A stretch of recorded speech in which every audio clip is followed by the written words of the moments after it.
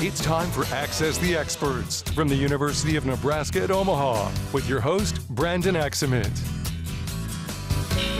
Hello and welcome to another edition of Access the Experts on News Channel Nebraska, where every Tuesday and Thursday, University of Nebraska at Omaha faculty members answer today's questions facing our state.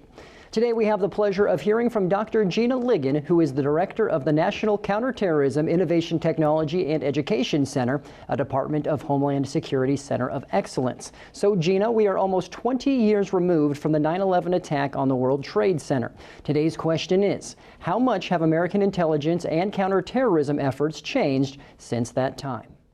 Thanks for that question, Brandon. I'm the Director of INSIGHT, or the National Counterterrorism Innovation Technology and Education Center right here at the University of Nebraska at Omaha. I think what's important about your question is that our center right here in Nebraska is a direct evidence of how U.S. counterterrorism efforts have changed since 9/11. Our charge is to study any and all threats and to share that information as broadly as possible with state, local government partners, federal partners, as well as students and others in the community. So this center really represents at least three fundamental changes that I've seen in counterterrorism organizations as a response to 9/11. First, there's more collaboration. If you read the 9/11 report, what you really see is that people knew that something was amiss and something could have happened as catastrophic as what 9/11 was. But what happened was people weren't sharing information across the federal government or with state and local partners. So in 2003, Department of Homeland Security was created for this purpose. It brings together 22 different operational components that all have a part of the counterterrorism mission. And really the whole point is to be able to share that information. Second, like all fields, counterterrorism has realized the need that they have an equally reliant focus on both computer science as well as social science. You see, terrorists like to talk on the internet a lot, and that creates a wealth of data to be able to be exploited for intelligence purposes.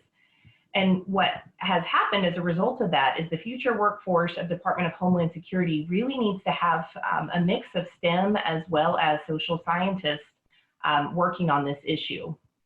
Finally, I think a significant change is the realization that we all play a role in preventing terrorism. It doesn't just belong to the federal government. There are so many pathways to get involved with Homeland Security careers, from starting a nonprofit devoted to community building for vulnerable populations, all the way to working in a large bank and monitoring financial transactions for evidence of terrorist financing.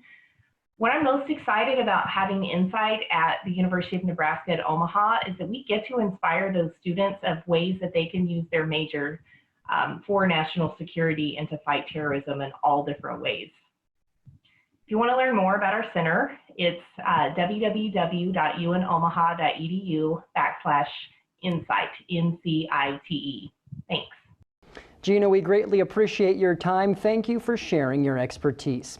For our viewers at home, do not forget that Access the Experts airs every Tuesday and Thursday at 6:46 a.m. and p.m. only on News Channel Nebraska. On our next edition of Access the Experts on Tuesday, we'll hear from UNO Chancellor Dr. Jeffrey Gold, who will discuss how universities are operating to keep students, staff, and faculty members safe.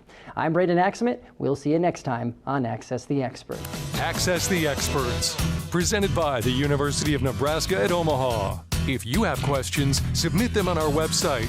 Then join us every Tuesday and Thursdays at 6:46 a.m. and p.m. while we answer your questions.